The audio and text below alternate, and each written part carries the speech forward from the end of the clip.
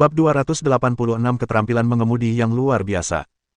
Ketika Qin Haodong dan Lin Momo keluar dari Hotel Dreamy Jiangnan, mereka bertemu dengan tentara bayaran ilahi yang bergerak ke arah mereka. Setelah Qin Haodong mengetahui bahwa ada serangan yang ditujukan kepadanya dan Lin Momo di Deep Web, ia mengira akan ada pembunuhan nanti.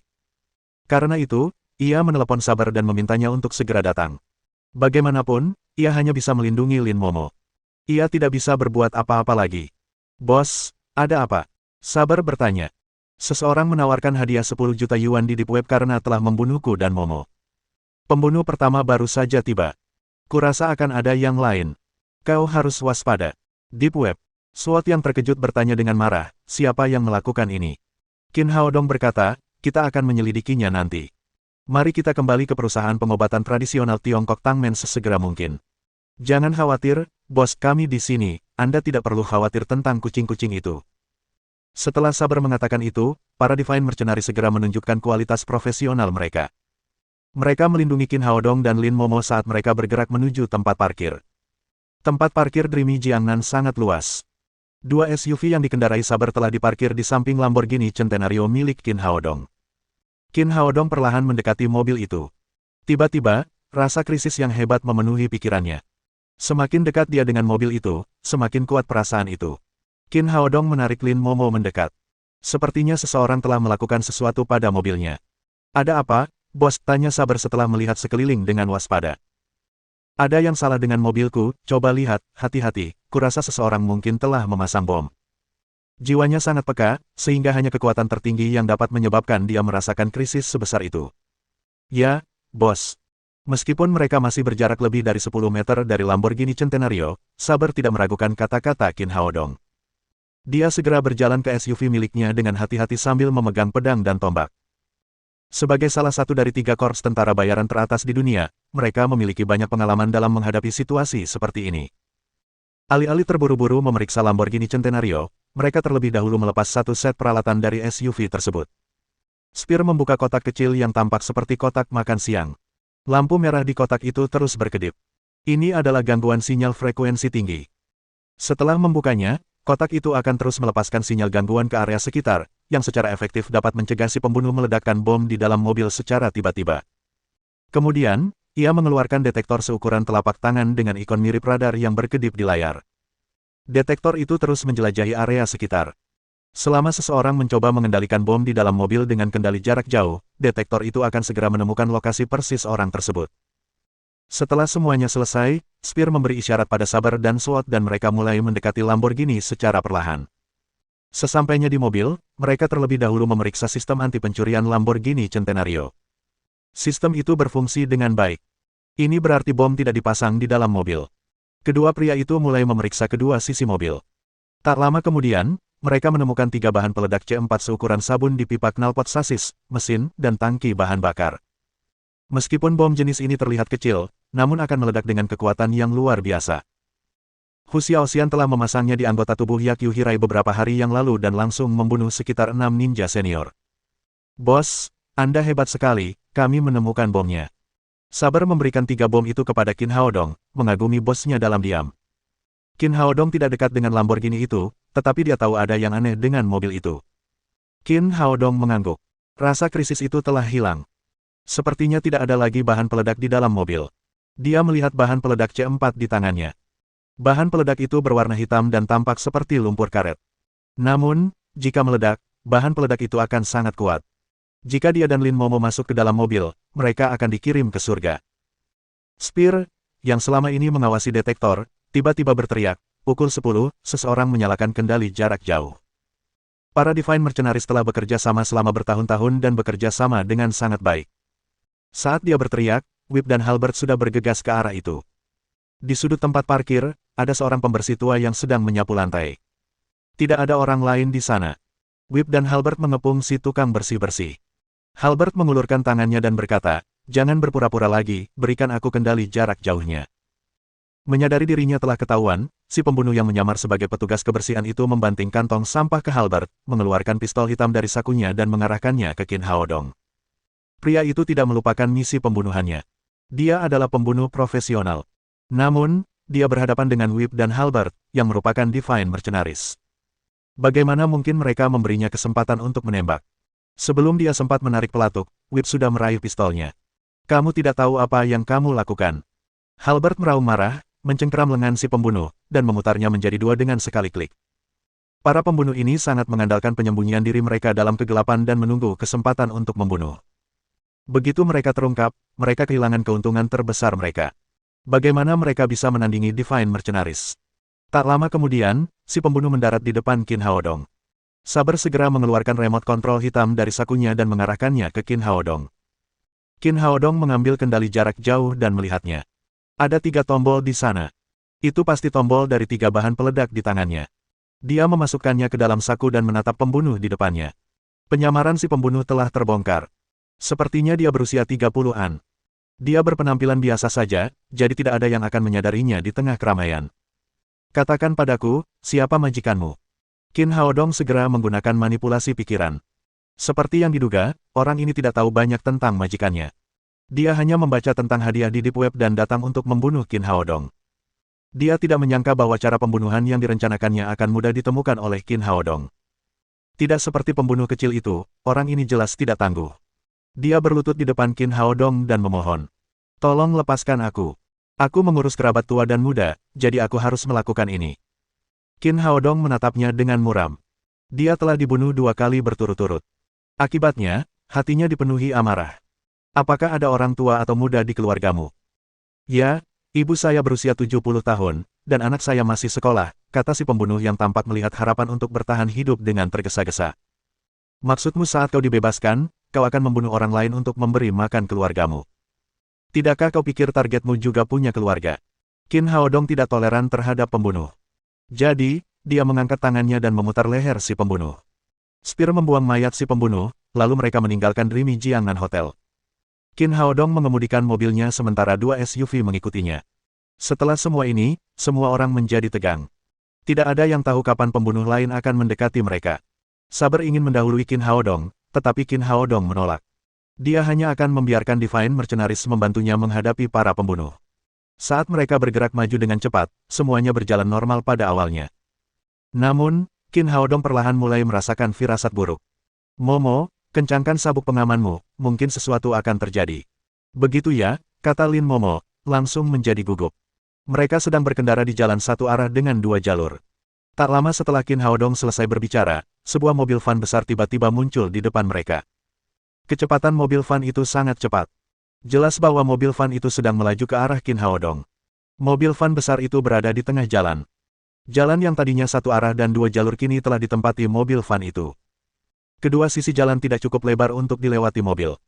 Dalam keadaan seperti itu, Lamborghini itu bahkan tidak dapat berputar. Mobil itu hanya dapat menggelinding di bawah roda mobil van besar itu. Pembunuh yang mengemudikan mobil van, yang tampaknya telah mengetahui hal ini, memiliki senyum muram di wajahnya. Dia tidak dapat membayangkan bagaimana Qin Haodong dan Lin Momo dapat bertahan hidup. Dia tampaknya melihat 10 juta yuan menunggunya. Melihat situasi di depan, Saber dan yang lainnya juga merasa gugup. Namun, mereka tidak dapat membantu Qin Haodong. Yang mengejutkan mereka adalah Qin Haodong tidak memperlambat laju mobilnya.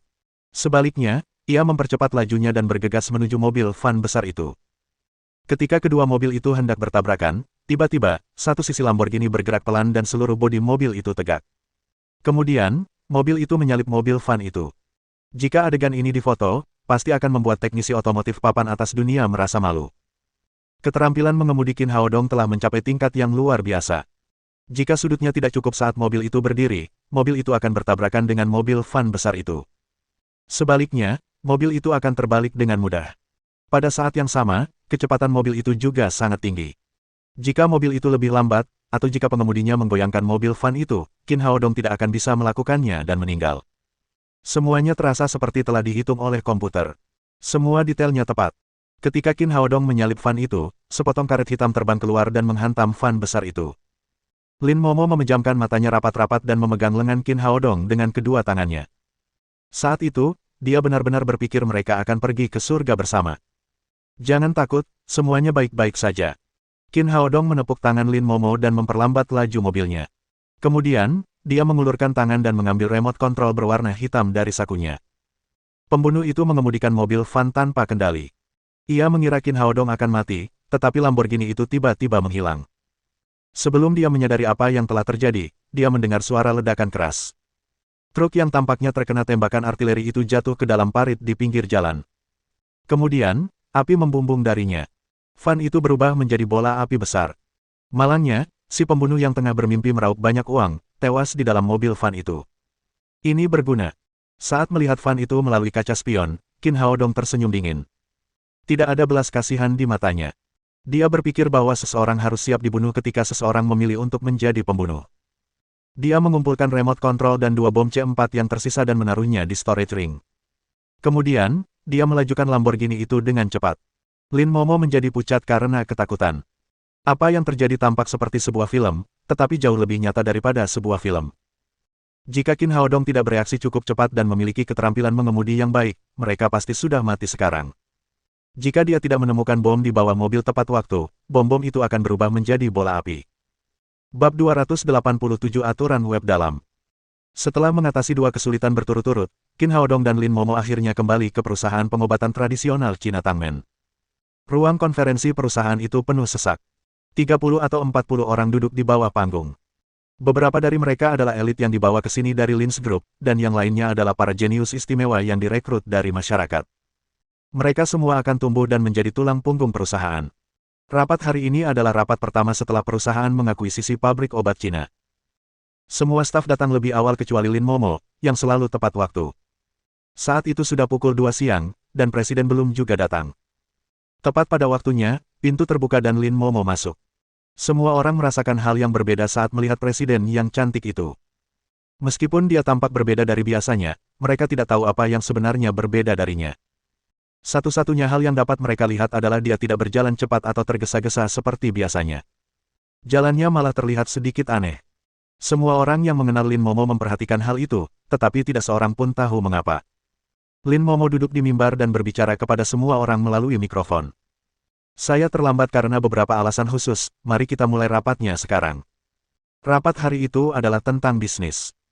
Qin Haodong tidak tahu banyak tentang hal itu, jadi dia melewatkannya dan bertemu Saber dan yang lainnya di ruang rapat yang lebih kecil di sebelahnya. Apakah kamu tahu sesuatu tentang Deep Web, apa itu? Qin Haodong merasa kesal. Meskipun tingkat kultivasinya sudah mendekati alam kekuatan tertinggi, ia terus-menerus diganggu oleh para pembunuh, terutama karena para pembunuh itu juga merupakan ancaman besar bagi orang-orang yang bersamanya. Sebagai salah satu dari 3 kelompok tentara bayaran teratas di dunia, Saber dan yang lainnya tahu dengan jelas apa itu Deep Web. Lagi pula, mereka telah menerima tugas melalui Deep Web berkali-kali. Saber mengeluarkan laptop dan memasukkan serangkaian URL dengan cekatan. Tak lama kemudian, halaman web berwarna gelap muncul. Bos, ini Deep Web, orang-orang dari dunia bawah tanah sering bertransaksi di sini, itulah mengapa disebut Deep Web, atau Hidden Web. Qin Haodong membaca sekilas halaman itu. Tata letaknya sederhana. Di kolom hadiah tugas itu ada namanya dan nama Lin Momo. Hadiahnya 5 juta untuk masing-masing dari mereka, dan di bawahnya ada beberapa perkenalan dan foto sederhana mereka, itulah sebabnya para pembunuh terus mendekati mereka. Dia bertanya, apakah ada kemungkinan kita bisa membatalkan tugas ini?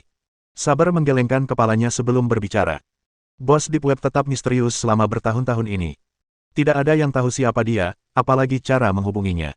Hanya ada 2 cara untuk membatalkan tugas. Satu adalah dengan meminta poster membatalkannya, dan cara lainnya adalah dengan menyelesaikannya. Saya belum pernah mendengar ada orang yang membatalkan tugas dengan cara lain. Petik 2. Sial. Qin Haodong mengumpat dan bertanya lagi, apakah ada kemungkinan kita bisa menemukan poster tugas itu? Spear berkata, tidak bos Deep Web adalah satu-satunya orang yang bisa menanyakan informasi ini, orang lain hanya bisa memperoleh informasi terbatas. Saber menambahkan, tidak akan membantu bahkan jika kita bisa bertanya. Saya pernah menggunakan Deep Web dan Anda hanya perlu memberikan tugas dan komisi Anda di situs web. Tidak diperlukan informasi kontak. Jika misinya selesai, situs web akan mengambil 20% dari komisi dan mentransfer sisa 80% ke rekening bank orang yang menyelesaikan tugas tersebut. Jika misinya gagal, situs web tidak akan mengenakan biaya dan akan mengembalikan semua uang ke rekening bank pengirim. Qin Haodong bertanya, dengan kata lain, si pengirim pesan yang ingin membunuhku dan Momo, sudah membayar 10 juta yuan ke situs web itu untuk memposting tugas itu.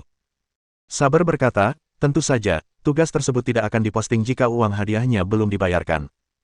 Situs web itu tiba-tiba menarik perhatian Qin Haodong. Siapa yang mau membayar uang sebanyak itu tanpa memeriksanya? Bagaimana kalau pemiliknya mengantonginya, tanyanya. Anda bahkan tidak akan punya siapapun untuk dimintai pertanggungjawaban. Saber berkata, itu sangat tidak mungkin, Deep Web telah berdiri selama lebih dari 20 tahun dan telah mengumpulkan banyak kredit, tidak ada berita negatif tentangnya yang terdengar, termasuk mengantongi uang hadiah klien. Saber berkata, hadiah dari tugas yang diposting di Deep Web mencapai ratusan miliar per tahun, situs web tersebut telah memperoleh lebih dari cukup dengan mengumpulkan komisi sebesar 20%, mereka tidak mungkin melakukan apapun yang akan merusak bisnis mereka sendiri, lupakan tentang setoran 10 juta, situs web tersebut pernah menerima setoran lebih dari 1 miliar. Begitu ya. Qin Haodong berpikir sebelum berkata, masih ada satu hal yang tidak ku mengerti. Sekarang setelah begitu banyak pembunuh menerima tugas dan mengejarku, bagaimana mereka bisa yakin siapa yang membunuhku? Kepada siapa hadiahnya akan diberikan? Saber berkata, itulah sebabnya orang-orang menganggap Deep Web sangat hebat, mereka dapat melacak semua informasi setelah tugas diposting, mereka belum membuat kesalahan sejauh ini. Spear berkata, itu mudah, dua bisnis utama Deep Web adalah mendapatkan komisi dengan memposting tugas dan menjual informasi. Deep Web memang memiliki sistem akuisisi intelijen yang luas dan tersebar di seluruh dunia. Secara teknis, orang dapat membeli semua informasi di sana selama mereka mampu membelinya. Qin Haodong punya ide dan berkata, bagaimana kalau aku menawarkan hadiah untuk menyuap poster tugas itu? Saber berkata, itu tidak akan berhasil, Deep Web punya prinsip tersendiri dalam hal penjualan intelijen, melindungi informasi pelanggan adalah prioritas mereka, kalau tidak, tidak akan ada yang mau berbisnis di sana. Setelah mengajukan beberapa pertanyaan, Qin Haodong telah cukup belajar tentang Deep Web dan bertanya pada dirinya sendiri seberapa pintar organisasi bawah tanah ini. Namun, masalah tersebut belum terselesaikan. Ia akan terus-menerus diganggu oleh pembunuh yang berbeda jika ia tidak membatalkan tugas yang diposting di Deep Web. Sambil memikirkan hal ini, dia mengeluarkan ponselnya dan menghubungi nomor Kiwaner. Pernahkah Anda mendengar tentang Deep Web? Kiwaner menjawab, ya, saya sebenarnya sudah mengunjunginya beberapa kali. Qin Haodong berkata, apakah ada kemungkinan Anda bisa menghubungi pemilik situs web tersebut? Kiwaner berkata, tidak. Hanya Tuhan yang bisa menemukan pemilik Deep Web. Aku hanya seorang hacker. Bisakah kau menemukan cara untuk meretas situs web mereka dan membatalkan pembunuhanku?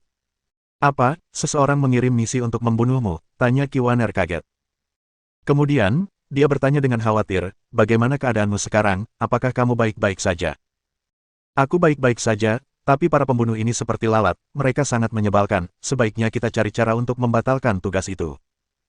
Ini tidak mungkin, saya dapat mencoba yang terbaik dan membuat Deep Web berhenti berfungsi selama beberapa menit, situs web mereka mungkin terlihat sederhana, tetapi teknologi di baliknya sangat canggih, hampir tidak mungkin untuk mengubah tugas tersebut. Sekarang setelah dia tahu ini tidak akan berhasil, Qin Haodong hanya bisa menutup telepon dengan menyedihkan. Di ruang rapat yang lebih besar, Lin Momo sedang membaca agenda rapat dan memberikan tugas satu persatu. Selama istirahat, seorang pelayan berjalan ke podium untuk menuangkan air untuk Lin Momo. Pelayan itu adalah mantan anggota staf pabrik farmasi yang mengenakan seragam lama.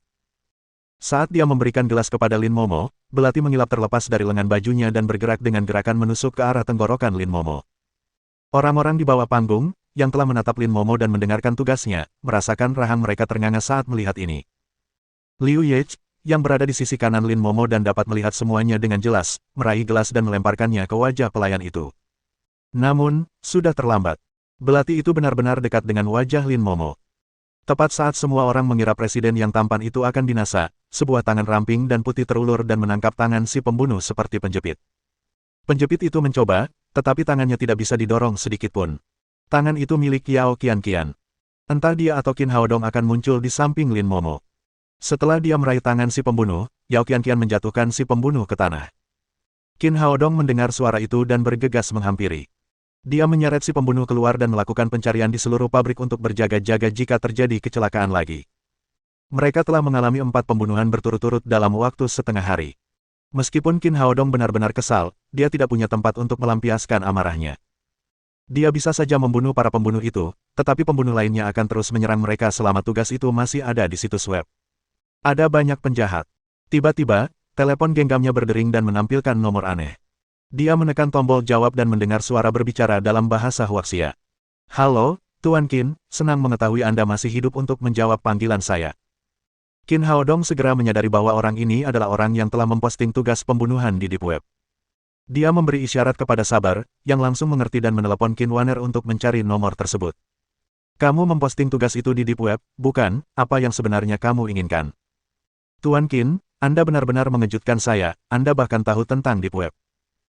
Si penelepon kemudian menambahkan, perkenalkan diri saya Bos Wilson Pharmaceuticals, James, senang bertemu dengan dokter terhormat seperti Anda bahkan telah mengatasi penyakit leukemia yang sulit disembuhkan, apakah Anda tertarik untuk bergabung dengan kami? Saya akan membayar Anda lebih dari yang dapat Anda belanjakan seumur hidup Anda. Qin Haodong berkata dengan dingin, saya tidak butuh uang, saya peringatkan Anda untuk membatalkan tugas di Deep Web sekarang juga, jika tidak, Anda akan menanggung akibatnya. Apakah kau mengancamku? James tertawa terbahak-bahak, seolah-olah ia telah mendengar lelucon terbaik di dunia. Kemudian, ia berkata, kau hanya seorang dokter biasa. Beraninya kau berbicara kepadaku seperti itu. Tahukah kau betapa berpengaruhnya Wilson Company? Kau bahkan tidak dapat membayangkannya. Kau hanya punya dua pilihan. 1. Datanglah ke negara M dan layani aku, dan aku akan memberimu uang tunai sepanjang hidupmu. 2. Berikan aku formula obat leukemia dan aku akan membayarmu banyak uang. Qin Haodong mencibir, bagaimana jika aku tidak memilih salah satu pun?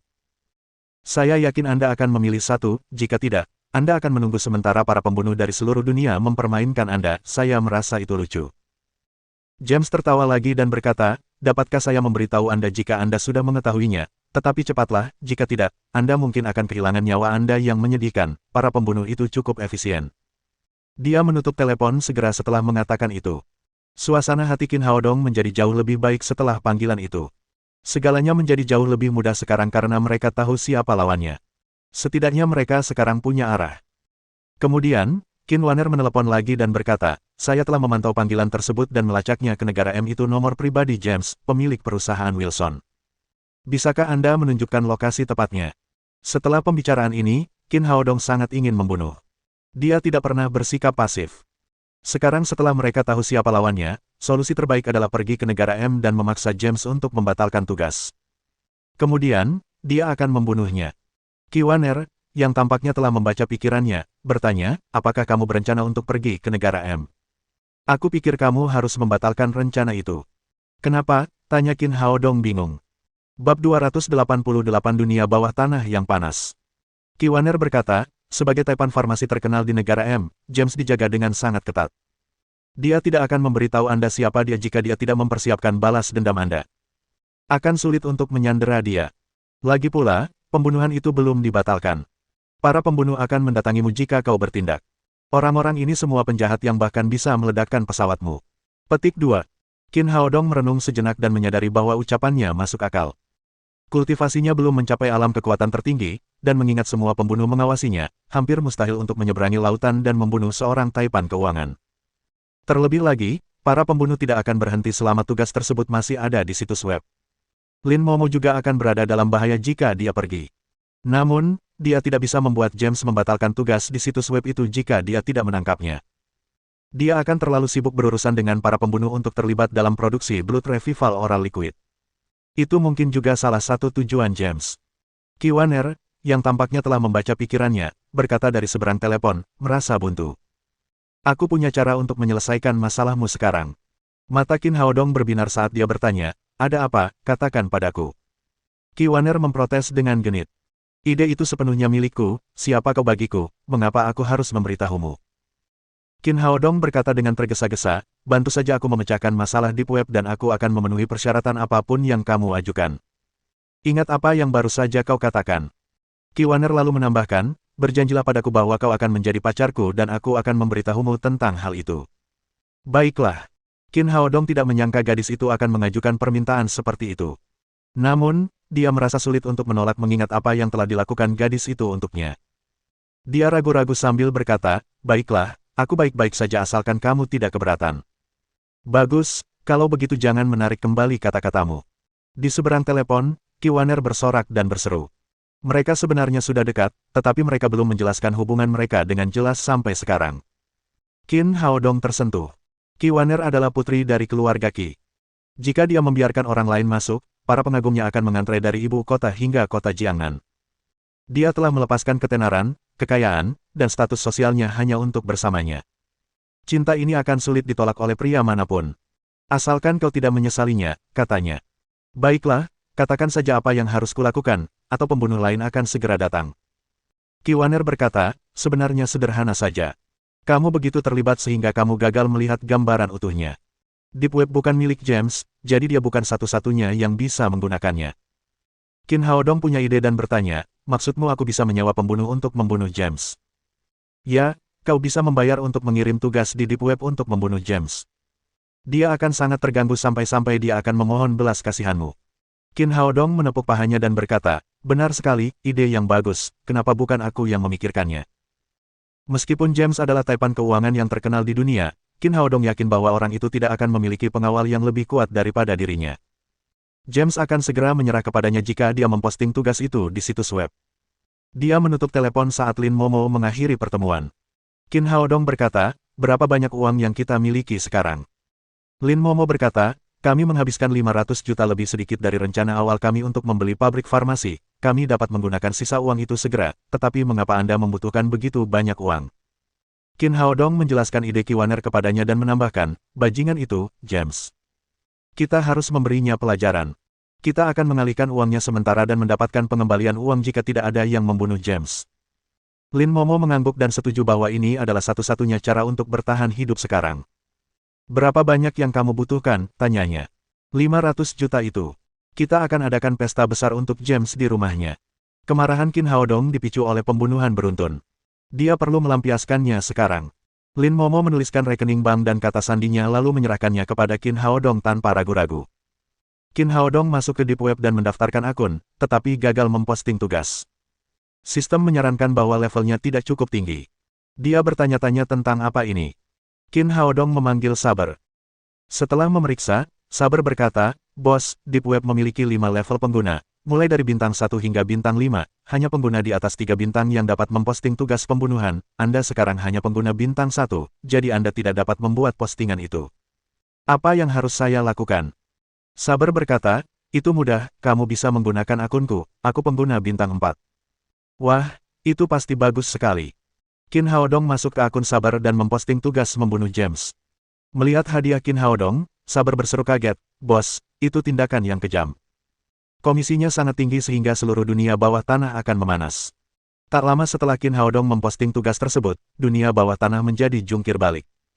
Di sebuah hutan hujan tropis di Amerika, seorang pria kulit hitam setinggi 2 meter tengah membersihkan senapan runduk di tangannya. Sementara itu, seorang pria kulit putih berlari menghampirinya sambil membawa laptop dan berteriak kegirangan, Bos, kita akan kaya. Apa yang terjadi? Jangan membuat keributan besar.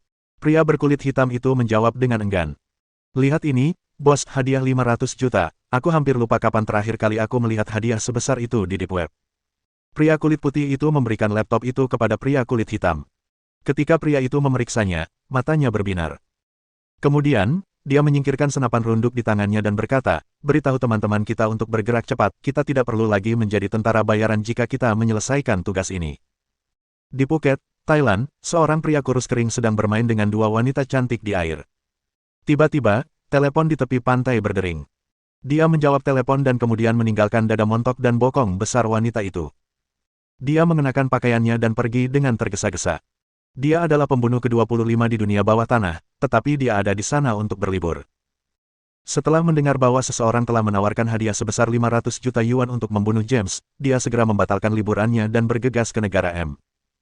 Di bandara ibu kota Huaxia, sebuah pesawat dari negara M mendarat perlahan. Sepasang suami istri berkulit putih dan berambut pirang dengan mata biru berjalan keluar dari bandara. Sambil menunggu jemputan, pria itu memeriksa buku catatannya seperti biasa. Kemudian, ia menggandeng tangan wanita itu dan berjalan tergesa-gesa ke tempat penjualan tiket. Tom, apa yang sedang kamu lakukan? Tanya wanita itu dengan bingung. Membeli tiket kembali ke M Country, kata Tom sambil mempercepat langkahnya. Apa kau gila? Kami baru saja tiba di Huaxia, kami belum menyelesaikan tugas, kata wanita itu tidak percaya. Sebuah tugas baru-baru saja diposting di Deep Web, yang menawarkan 500 juta untuk nyawa James. Kita harus mendapatkan 500 juta sekarang, apakah kamu benar-benar akan bertahan dengan tugas 5 juta itu? Wanita itu berkata, kau benar, kita harus segera berangkat, atau kita akan terlambat. Setengah jam kemudian, pembunuh pasangan yang baru saja tiba di Huaxia kembali ke negara M tanpa melihat Qin Haodong dan Lin Momo. Hadiah sebesar 500 juta itu benar-benar mengejutkan seluruh dunia bawah tanah. Para tentara bayaran dan pembunuh dari seluruh dunia menyerbu rumah James seperti lalat bau. Di TK Gold Brand dan Jadi Live, saat sekolah hampir berakhir, seorang pria bertopi pergi ke gerbang dan menempelkan kartu orang tuanya di mesin. Kemudian, ia memasuki TK. Wang Jiani telah menjalani kehidupan yang nyaman setelah terbebas dari pelecehan Dong Chao. Dia tampak lebih cantik dari sebelumnya. Dia sekarang mengurus anak-anak dan menunggu orang tua mereka datang seperti hari-hari lainnya. Pria bertopi itu memasuki taman kanak-kanak dan langsung menuju kelas tempat Tang Tang berada. Ia kemudian berkata kepada Wang Jiani, "Senang bertemu denganmu, Nona Wang, saya teman Qin Haodong, ia dan Lin Momo ada urusan hari ini, jadi mereka mengirim saya ke sini untuk menjemput Tang Tang." Wang Jiani mengamati pria bertopi itu. Dia yakin belum pernah bertemu dengannya sebelumnya, jadi dia berkata, "Aku belum menerima telepon dari ayahnya, aku tidak bisa membiarkanmu membawanya, aturan adalah aturan." Mendengar seseorang memanggil namanya di pintu, gadis kecil itu mengira ayahnya akan menjemputnya, jadi dia mengambil tasnya dan berlari keluar dengan gembira. "Nona Wang, apakah itu papa?" Pria itu tersenyum saat melihat gadis kecil itu dan berkata, "Tang Tang, aku Paman Zhang, teman ayahmu, aku di sini untuk menjemputmu, kau boleh ikut denganku, oke?" Gadis kecil itu menggelengkan kepalanya dan menolak tawarannya. "Tidak, papa bilang aku tidak boleh pergi dengan orang asing." Lelaki bertopi itu berkata lagi, "Tetapi ayah dan ibumu terlalu sibuk untuk menjemputmu hari ini, mereka yang mengirimku ke sini, mereka akan sangat merindukanmu jika kau tidak ikut denganku." Setelah mengatakan itu, dia mengeluarkan ponsel dari sakunya dan menghubungi nomor telepon yang tersimpan sebagai Qin Haodong. Kemudian, dia memberitahu Wang Jiani, "Nona Wang, memang benar Qin Haodong yang mengirim saya ke sini. Anda dapat meneleponnya dan memeriksanya." Wang Jiani berpikir sejenak dan menyadari hal ini mungkin. Dia mengeluarkan ponselnya dan berkata, "Baiklah, saya akan menelepon Qin Haodong sekarang." Ketika melihat Wang Jiani tidak menggunakan ponselnya, ekspresi wajah pria itu berubah menjadi jahat. Ketika Wang Jiani selesai menekan nomor dan menempelkan ponsel di telinganya, tangan pria itu mendarat keras di lehernya. Wang Jiani langsung pingsan. Kemudian, pria itu berjalan keluar pintu sambil menggendong gadis kecil itu di bawah lengannya. "Orang jahat, kenapa kamu memukul Nona Wang?" Anak kecil itu berjuang dalam pelukan pria itu. Dia lebih kuat daripada anak-anak biasa, tetapi tidak mungkin dia bisa mengalahkan orang dewasa yang kuat. "Tolong, datang dan tangkap orang jahat itu." Gadis kecil itu mulai berteriak saat menyadari bahwa dia tidak bisa menyingkirkannya. Pria bertopi itu bergerak cepat dan tiba di gerbang taman kanak-kanak sebelum guru-guru dari kelas lain sempat bereaksi. Salah satu penjaga merasa aneh dengan kejadian ini dan menghampirinya untuk bertanya, "Apa yang terjadi?" "Anak itu ingin membolos dari kelas bimbingan belajarnya, dia tidak mau mendengarkan saya." Sebelum penjaga itu bisa bereaksi, pria itu menendang perutnya dengan keras dan bergegas keluar gerbang. Di pintu masuk taman kanak-kanak, sebuah mobil hitam tanpa izin sudah berhenti. Ketika pria bertopi itu menggendong gadis kecil itu ke dalam mobil, mobil itu melaju kencang dan segera menghilang dari pandangan. "Panggil polisi, ada yang mencuri gadis itu." Penjaga segera membunyikan alarm di pintu. Sementara itu, Wang Jiani terbangun dan menyadari apa yang terjadi dengan cepat. Dia segera mengeluarkan ponselnya dan menelepon Qin Haodong. Qin Haodong dan Lin Momo sedang dalam perjalanan untuk menjemput gadis kecil itu. Ponsel Qin Haodong berdering tepat saat mereka hendak sampai di taman kanak-kanak. Dia menekan tombol jawab dan mendengar Wang Jiani berteriak di seberang telepon. "Haodong, seseorang baru saja mengambil Tang Tang." Bab 289 Keuntungan menyerang pertama. Qin Haodong menginjak rem dan menepi. "Beberapa saat yang lalu, seorang pria mengaku sebagai temanmu, dia membobol taman kanak-kanak dan membuatku pingsan, Tang Tang telah diambil olehnya." Wang Jiani tahu bahwa waktu sangat berharga, jadi dia hanya mengatakan kepadanya bahwa gadis kecil itu telah diculik. Apakah ada anak lain yang diculik selain Tang Tang? Qin Haodong segera tenang setelah keterkejutan awalnya. Dia mungkin khawatir tentang putrinya, tetapi dia tahu bahwa kepanikan tidak akan membuat perbedaan. Hanya ketenangan yang bisa menyelamatkan gadis kecil itu. Tidak, Tang Tang adalah satu-satunya yang diculik, lalu, dia pergi begitu saja. "Baiklah, aku mengerti." Qin Haodong menutup telepon dan langsung pergi ke perusahaan keamanan Dedi. Lin Momo mendengarkannya, jadi dia tahu hampir segalanya tentang kecelakaan itu. Dia langsung panik dan bertanya, "Apa yang terjadi, Haodong? Apa yang terjadi pada Tang Tang?" "Seseorang menculiknya dari taman kanak-kanak," kata Qin Haodong sambil memegang tangan Lin Momo. "Jangan khawatir, itu pasti perusahaan Wilson. Mereka di sini untuk mengambil susu formula. Mereka tidak akan menyakiti putri kita." Melihat Qin Haodong benar-benar tenang, Lin Momo pun sedikit rileks dan berkata, "Apa yang harus kita lakukan, kemana kita akan pergi sekarang, haruskah kita pergi ke polisi?" "Kita tidak bisa melibatkan polisi dalam hal ini, sebaiknya kita tangani sendiri." Sumber daya yang dimiliki Qin Haodong saat ini sama kuatnya dengan sumber daya yang dimiliki polisi. Oleh karena itu, dia tidak memanggil polisi. Situasi tidak akan lagi berada di bawah kendalinya begitu dia melakukannya, yang mungkin akan menimbulkan masalah baginya. Dia menambahkan, kita akan kembali ke perusahaan keamanan Dedi secepat mungkin. Si penculik akan menelepon kita untuk meminta formulanya. Akan jauh lebih mudah jika Kiwaner membantu kita menemukan si penculik. Kali ini, dia tidak menggunakan blood tracing, karena tujuan si penculik sudah jelas. Dia mengincar formula Qin Haodong, jadi gadis kecil itu akan aman sampai dia mendapatkan formulanya. Jika Qin Haodong bergegas ke sana, hasilnya kemungkinan besar akan kontraproduktif. Dia harus menjaga pria itu tetap stabil terlebih dahulu. Dia mengemudikan mobilnya dengan cepat saat mereka mengobrol. Tak lama kemudian, mereka tiba di perusahaan keamanan Dedi dan dia bergegas ke kamar Kiwaner. Dia menjelaskan secara singkat apa yang terjadi sebelum telepon di sakunya tiba-tiba berdering. Itu ada. Qin Haodong memberi isyarat pada Lin Momo dan Kiwaner.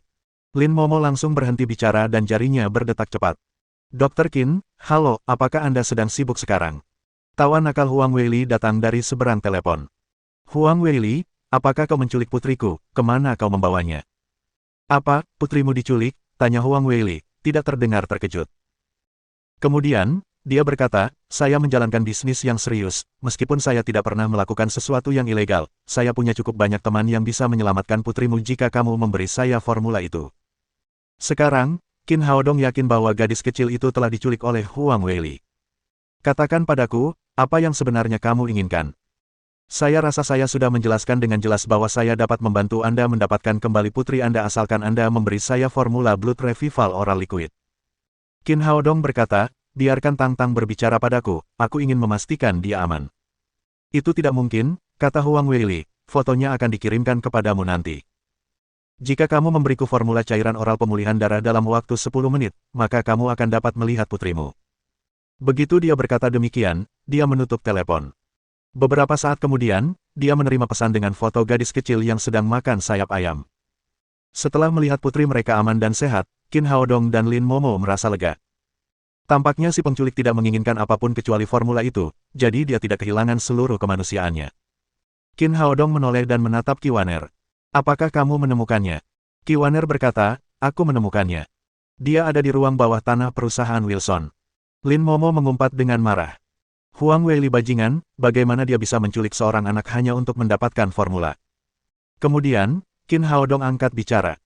Mereka bersedia mengambil risiko karena Blood Revival Oral Liquid sangat penting bagi perusahaan Wilson. Kiwaner berkata, apa yang akan kita lakukan sekarang? Ke sana dan menyelamatkannya.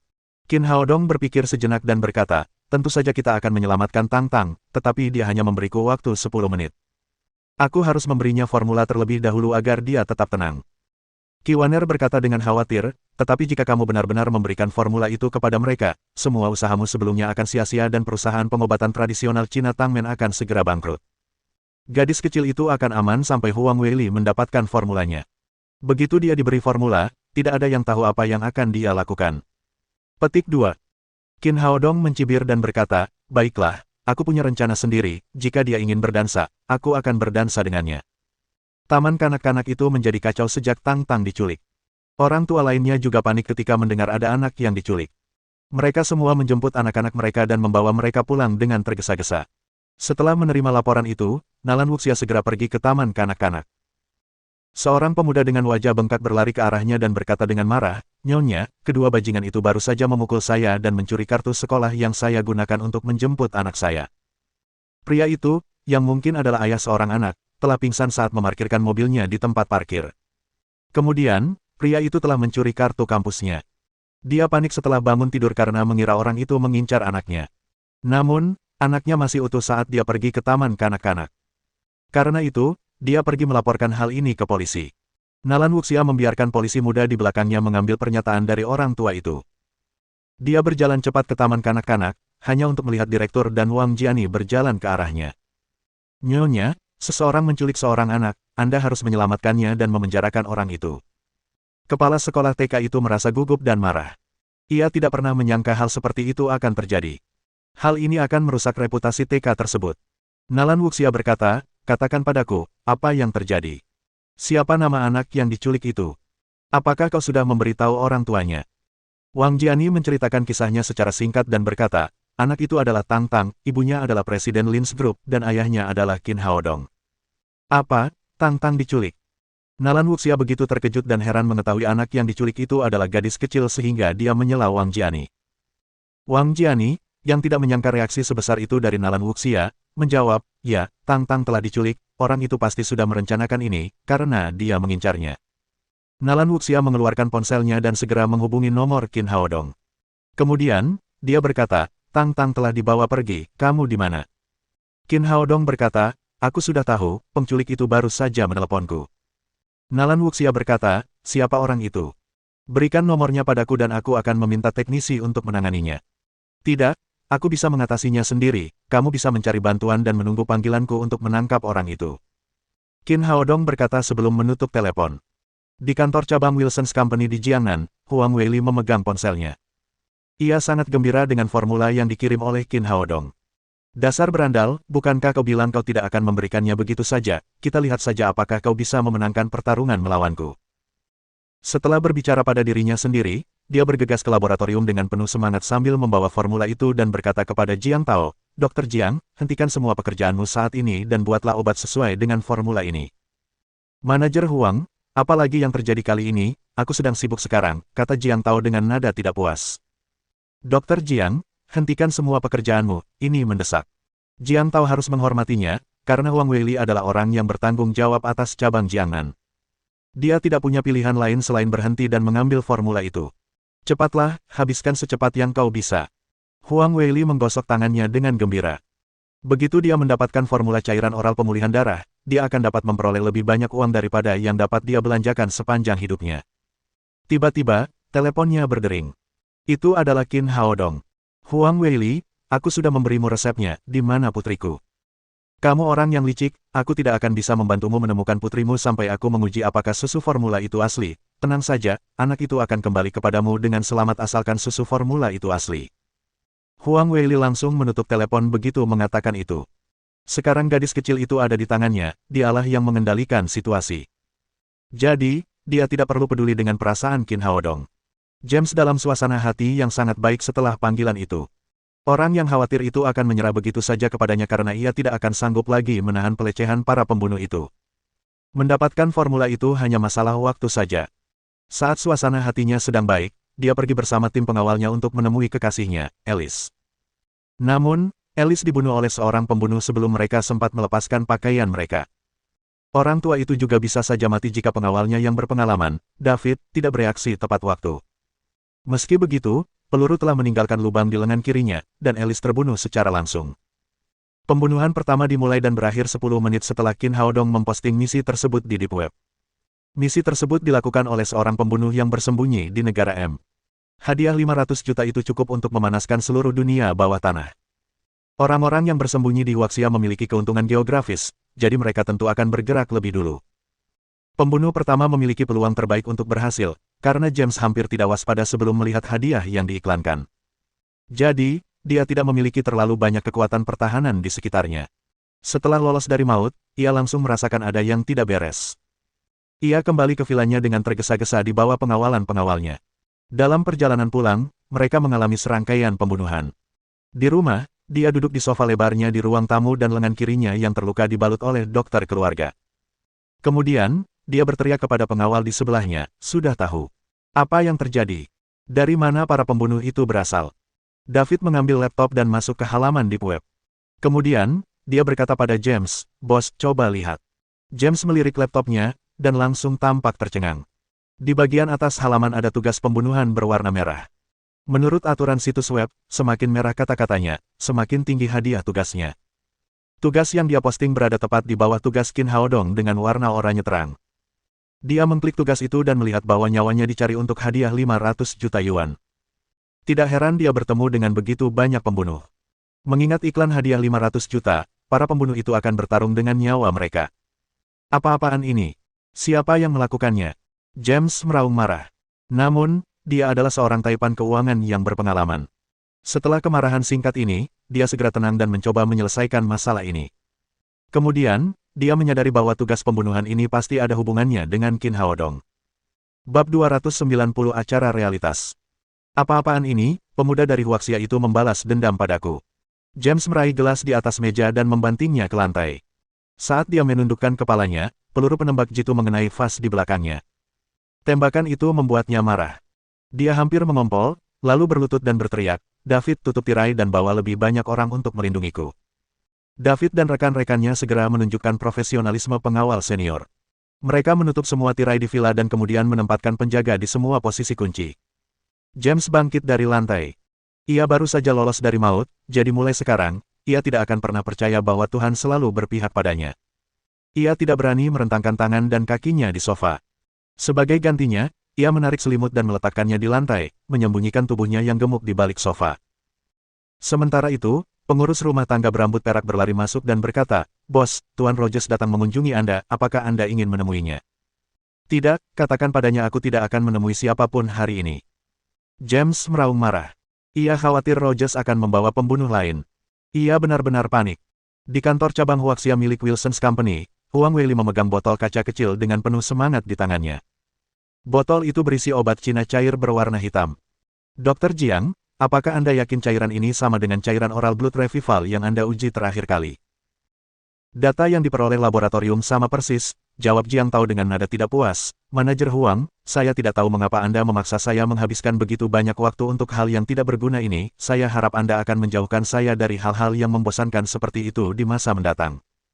"Baiklah, tidak apa-apa, kau bisa kembali bekerja." Huang Weili mengambil botol kaca kecil dan bergegas kembali ke kantornya. Ia menyadari bahwa Qin Haodong pasti telah memberinya formula yang sebenarnya, atau tidak mungkin hasil tesnya akan sama. "Masuklah, Pirang." Dia memanggil seorang pria yang tampak seperti bajingan. "Bos, ada apa?" kata bajingan itu dengan hormat. "Apakah sepupumu yang menderita leukemia sudah datang?" "Ya, dia menunggu di luar." "Panggil dia sekarang, aku baru saja membuat blood revival oral liquid, dan aku bisa memberinya secara gratis." Setelah semua pelajaran yang diajarkan oleh Qin Haodong, Huang Weili lebih berhati-hati kali ini. Ia harus menguji cairan itu pada seseorang untuk mengetahui apakah itu manjur atau tidak. Hanya blood revival oral liquid yang asli yang dapat menyembuhkan pasien leukemia. "Saya akan memanggilnya masuk," kata gangster berambut kuning itu sambil mengundang seorang pemuda jangkung masuk. Kemudian, dia memperkenalkan mereka. "Bos, ini sepupu saya, Gao Daqiang." "Sepupu, ini bos kami, Tuan Huang." Gao Daqiang tingginya lebih dari 1,90 meter dan dulunya sangat kuat. Ia pernah menjadi instruktur kebugaran, tetapi belum lama ini, ia terkena leukemia sehingga sekarang ia tampak sakit dan putus asa. "Halo, Tuan Huang, apakah Anda benar-benar memiliki blood revival oral liquid?" Gao Daqiang telah mencari cairan oral pemulihan darah sejak ia mendengar bahwa cairan itu dapat menyembuhkan leukemia.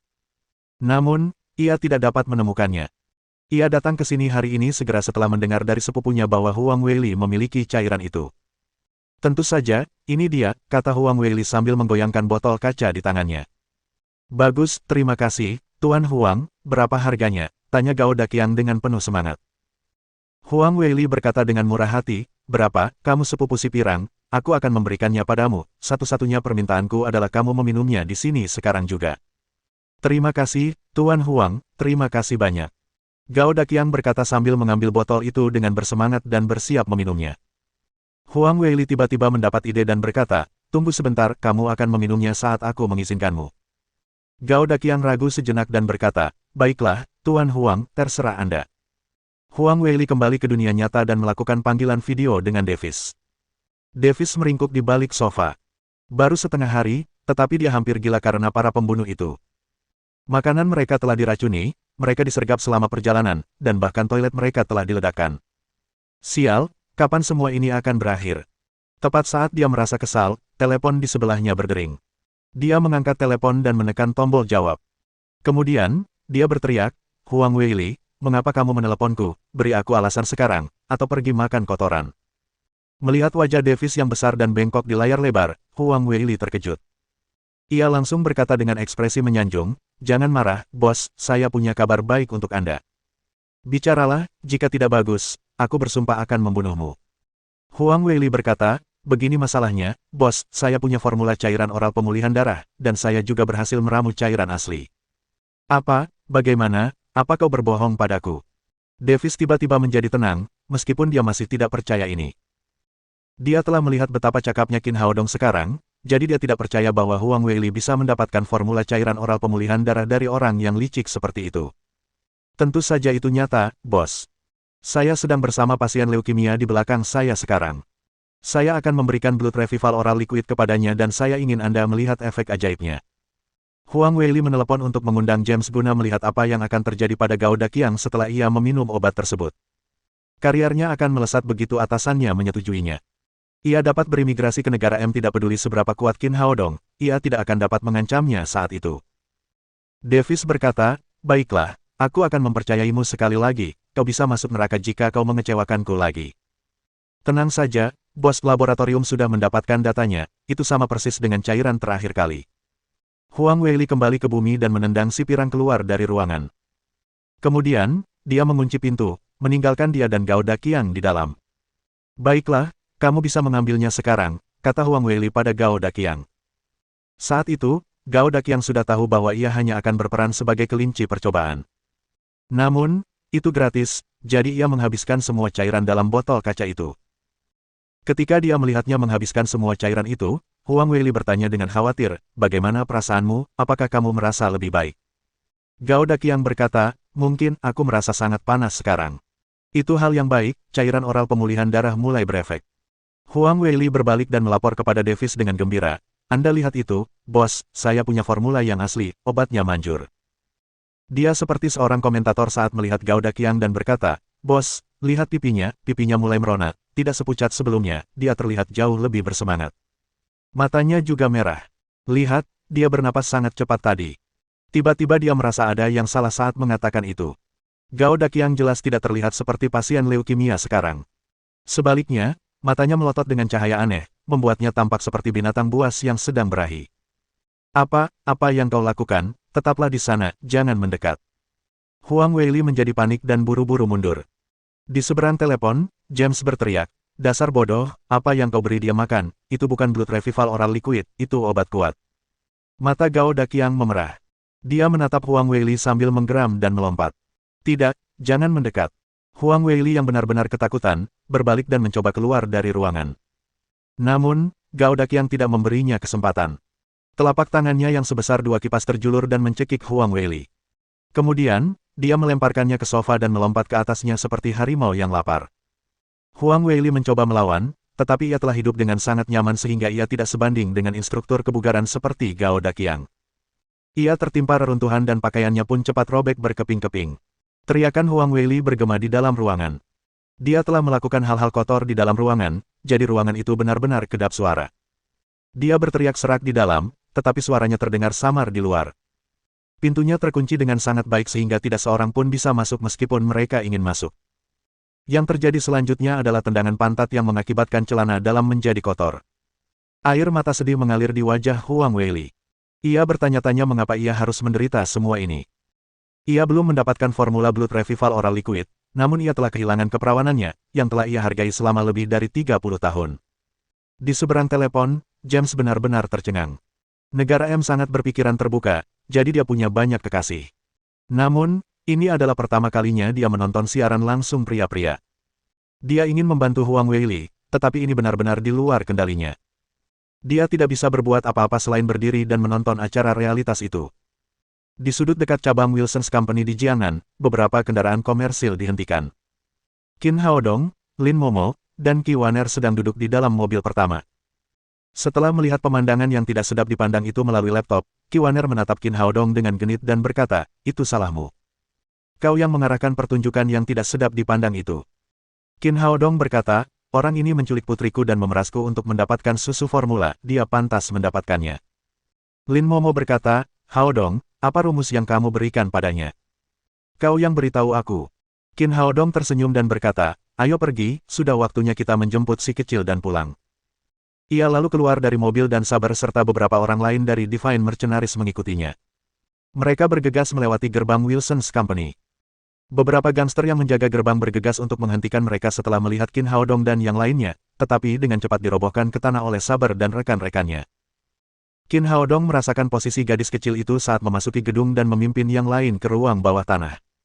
Saat itu hampir tengah malam, dan 2 gangster di kursi itu masih mengantuk.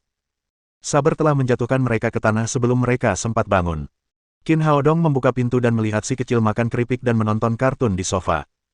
Dia mengambil minuman bersoda di sampingnya dan sesekali menyesapnya. Itu sama sekali bukan penculikan. Baginya itu seperti liburan. Tang Tang, ibu datang untuk menjemputmu. Lin Momo, yang akhirnya melihat putrinya lagi, melompat dan menggendong anak kecil itu. Si kecil mencium pipi Lin Momo, lalu menoleh ke Qin Haodong dan berkata, "Papa, kenapa papa lama sekali, aku ngantuk." Qin Haodong menepuk kepala kecilnya dan berkata, "Jika aku tahu kamu bersenang-senang di sini, aku tidak akan datang menjemputmu. Tahukah kamu bahwa kamu diculik, mengapa kamu tidak takut?" Mata gadis kecil itu berkedip saat dia berkata, "Aku tahu aku diculik, tetapi aku juga tahu kamu akan datang dan menyelamatkanku. Bukankah kamu gadis pintarku?"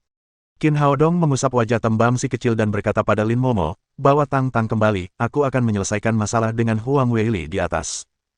Mohon dukungan Om Ante-Ante sekalian buat subscribe, agar Mimin terus semangat untuk up novel seru lainnya. Sekiranya ada kebutuhan buat subbag, silakan inbox Mimin atau tuliskan di kolom komentar. Terima kasih.